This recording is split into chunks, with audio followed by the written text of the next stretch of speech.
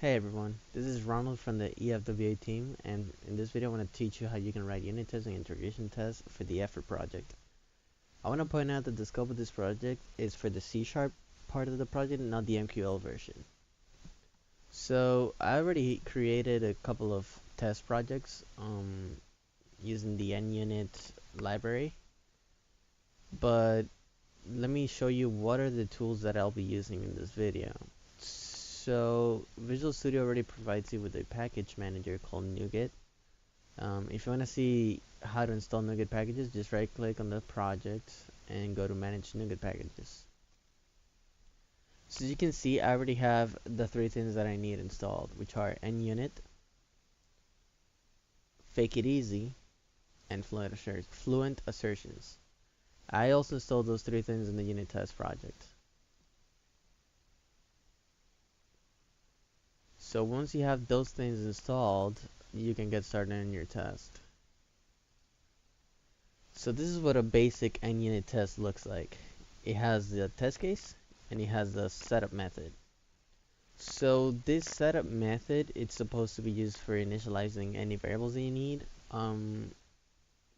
throughout all of your tests, all your dependencies. So every test case will be calling the setup method automatically. You don't need to do it yourself. So for example, if we wanted to write a test for, let's see, Web API services, let's do the signal service. Say we want to write an integration test for the service. So what exactly is an integration test? So your integration test usually wants to test how your class works while depending on, external classes. So for example, here you can see that the signal service depends on the signal repository. So we want to make sure that when we call the signal repository using the signal service, everything works as intended. So let's go ahead and do that. First thing I'm going to do is create my signal service. You can call it signal service. It's also common to call the class that you're trying to test SUT or SUT. It's an acronym for system under test. So it kind of lets you know, okay, this is a class that I'm actually testing. So I'm going to call it SUT. Now, I know that my signal service requires a signal repository in the constructor. So we're going to go ahead and create that as well.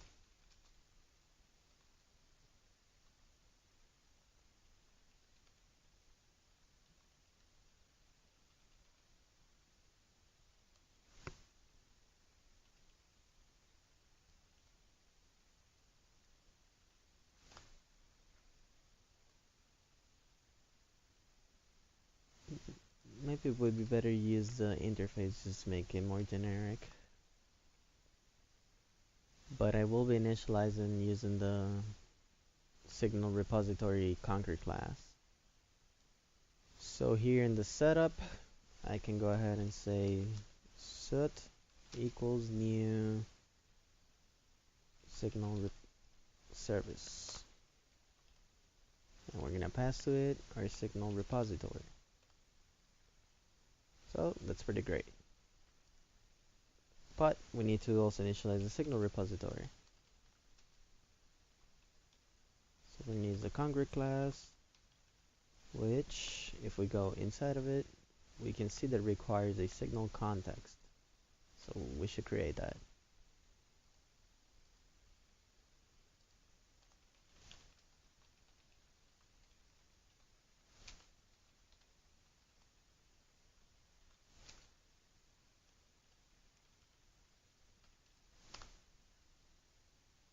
Okay. We can go ahead and pass that here. Perfect. Now we gotta initialize our signal context.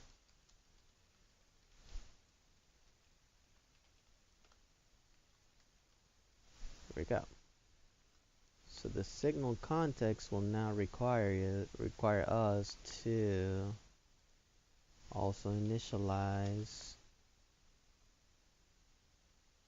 the options. So the class is db context options.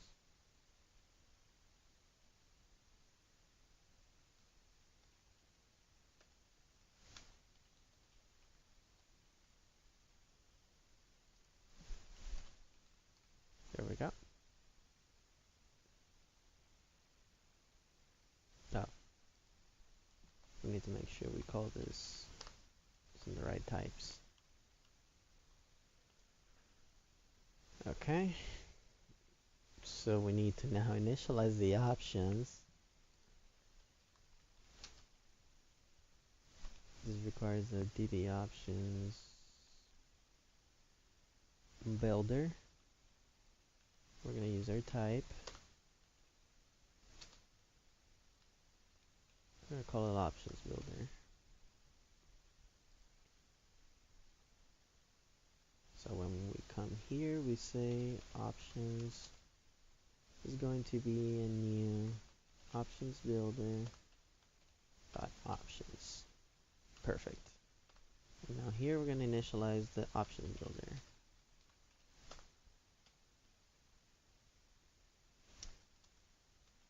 New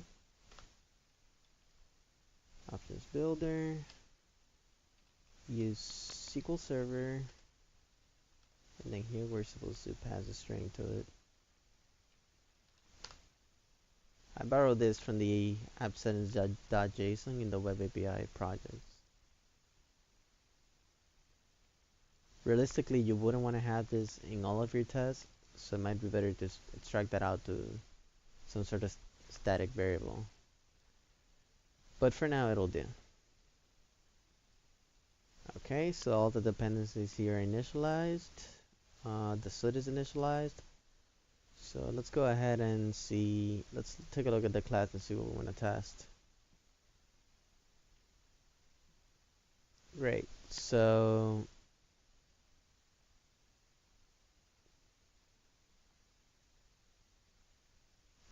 we can do the add here, which as you can see, if it is successful, it will return true. So we can do that. We can say here, add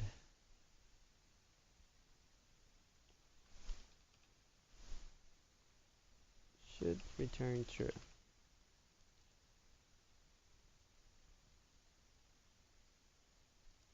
So this is saying the add method should return a true value. Okay, so the way that I like to set up these tests is having 3 phases for it. You might call them a different name, but I like to call them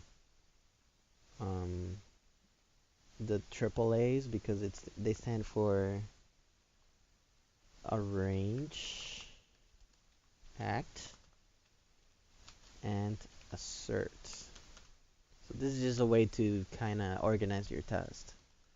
So in the arrange phase, you want to initialize any values that your test might need. So for example, in our test, we need a signal model to pass to the method, right?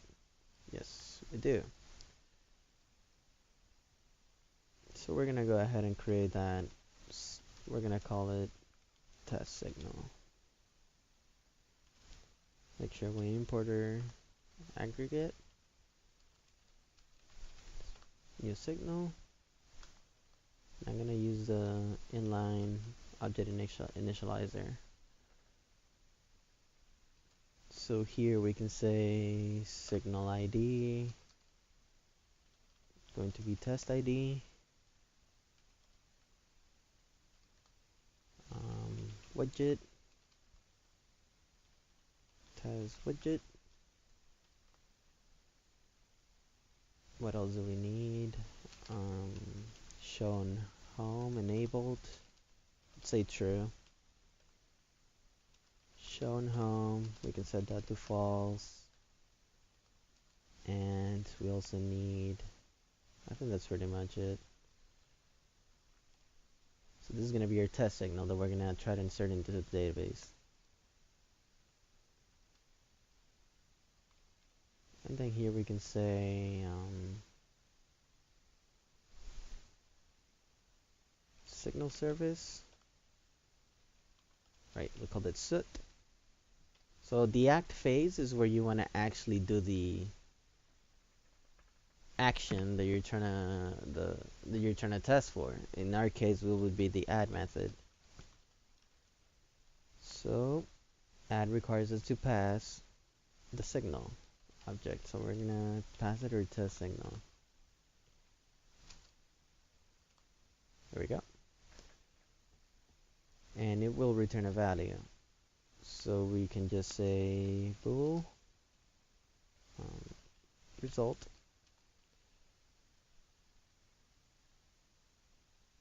Okay. And now in the assert part is where we actually want to check that everything was as expected. So in the arrange here, we can do something like constant boolean. I'm going to set this to constant as well.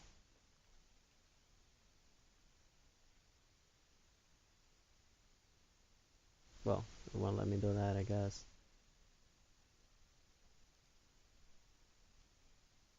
Or I think it might be because I haven't finished this. Let me see. So here we can say expected. So this will be our expected return value. Call it expected. We can call this actual if you want. It's up to you. So I guess I can't do that. And then here in the assert, this is where we want to use. So as you saw before, you can use the NUnit assert class to do something like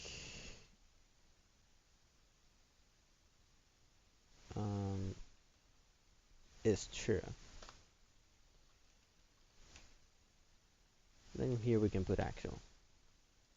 So that would work. Or will it? Let's check it out.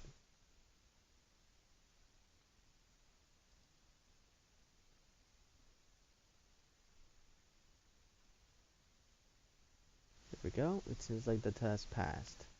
So now if I go into the database and I try to query the signal table, that would be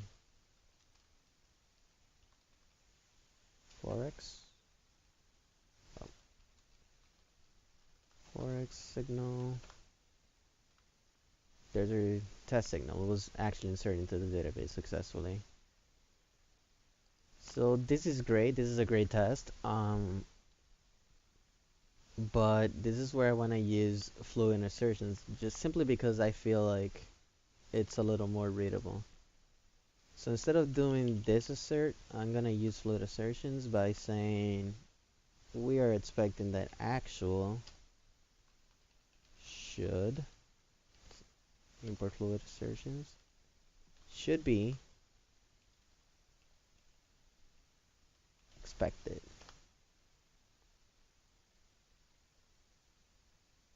Or you can also do should be true. That would also work.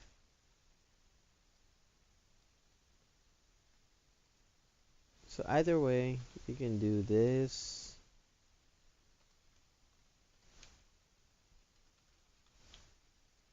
Or you can do that. In my opinion, the second one looks better, but they both work the same.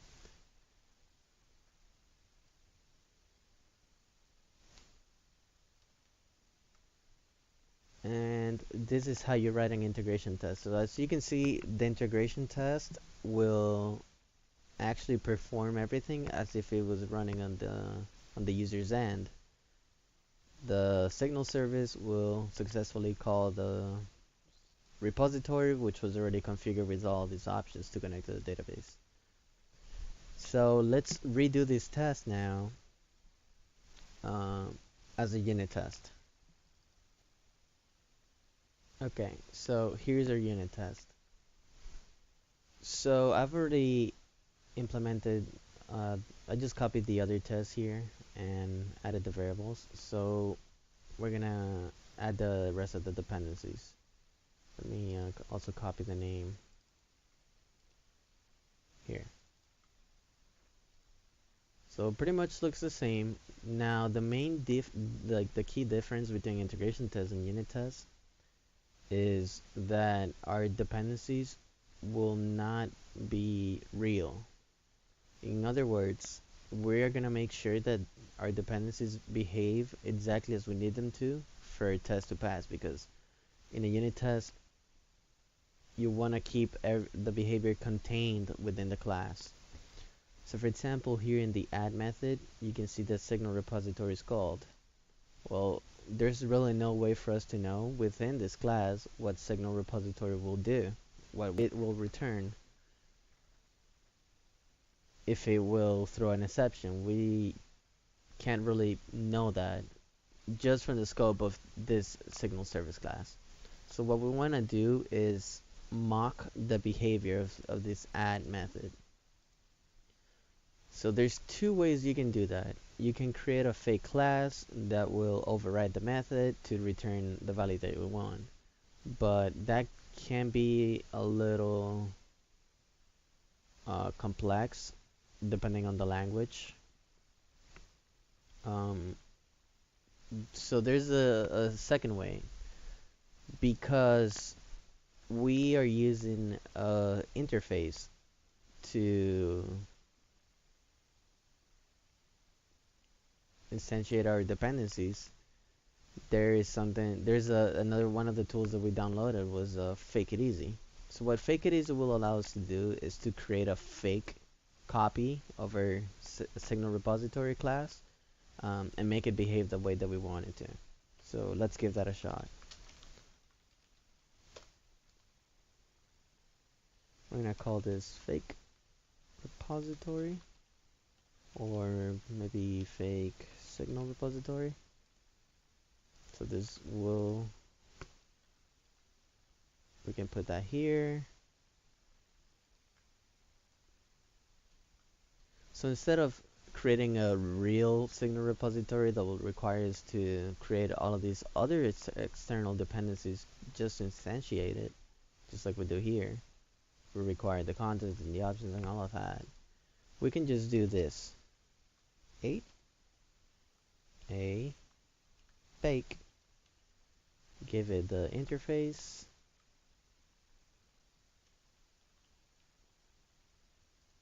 Make sure we import. Fake It Easy. Right. So this is the way that it works with Fake It Easy. Uses this A class. Pretty much we're telling it, okay, so return a fake object made from this interface that we can control. So it gets initialized and we can pass it to the signal service. Now in our test, in the arrange phase where we set up all the test data, we also want to set up the behavior.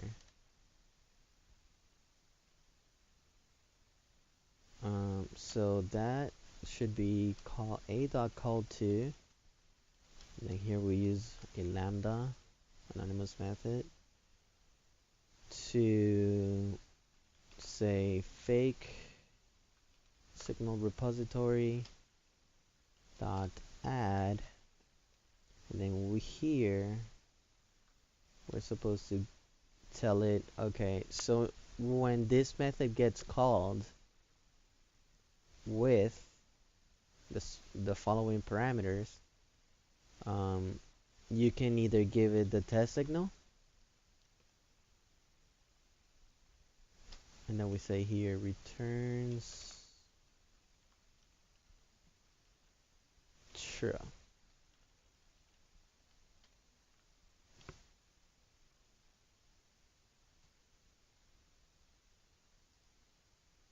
Or actually the add method is void, so we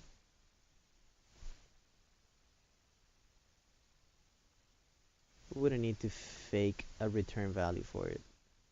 But if we had to, say if the fake signal repository returned the value, like a boolean value, you would do that. So basically what this is saying is, okay, when my fake repositories add method gets called with this exact parameter, return true. There's another way where you can tell it with any parameter of the type signal, and that would be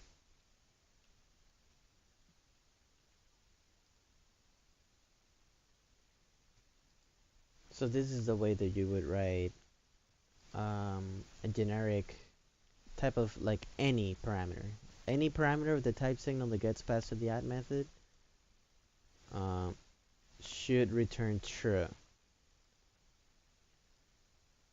But in this case, because our add method doesn't actually return anything, then we don't need to fake any or actually mock any calls. So now let's try running our test.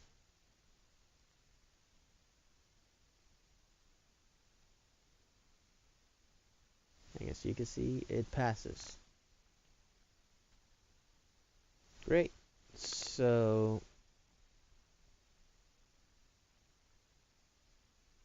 I'd like to do an example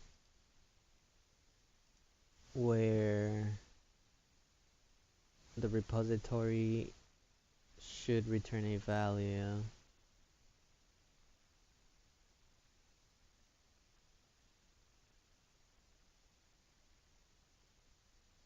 here, one of the gets.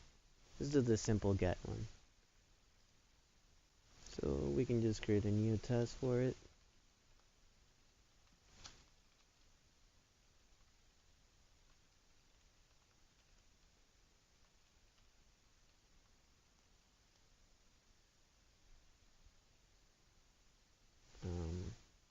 We can copy this. So the difference will be that we'll be calling get instead, and get takes in an ID. So we would also have something like test ID.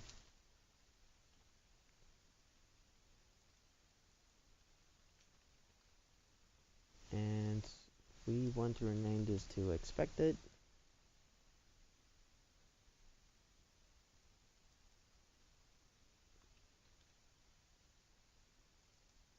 Maybe just expected. And then we want to say be expected. Okay, so in our test, we're basically saying, okay, service, I want you to get me the signal with this ID, and then that signal should be our expected signal. So when we go into the get, we see that it'll call the get method on the repository. So because it's a unit test, we need to fake that call to make sure that the repository returns exactly what we need it to return. So here in the arrange, we'll do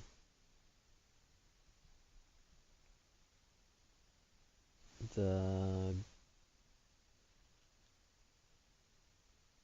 a call to,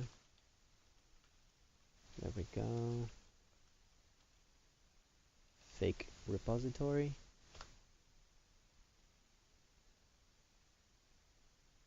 dot get. So here you can either give it the test ID, or you can just say a type int underscore, basically saying any integer, doesn't matter what you give it, should always return our expected signal.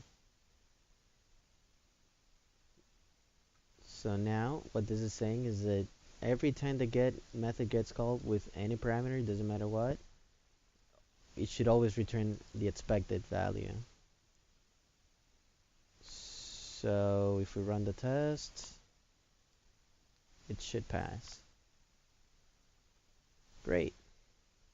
Now maybe we want to test, okay, so what happens if the repository can find the signal and it has to return null? So we should test that logic as well.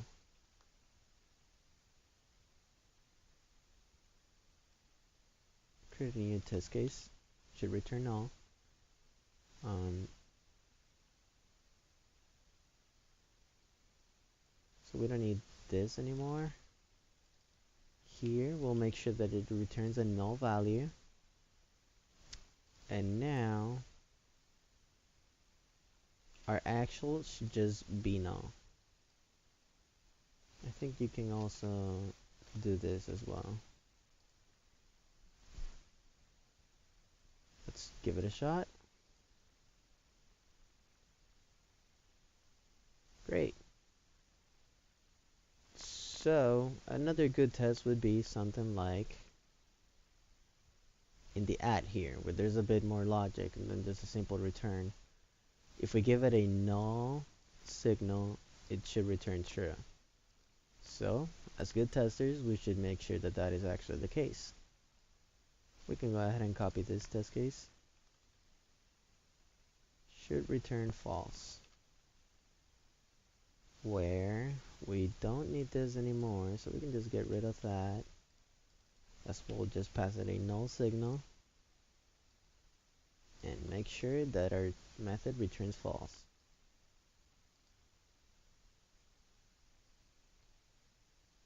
Great. So this is pretty much it. This is how you would write an integration or a unit test. The key points to remember here is that an integration test should behave just as it would when running on a live server. The unit test should try to fake all of the external dependencies in order to make sure that any failures are part of the behavior of the class itself and not an external dependency.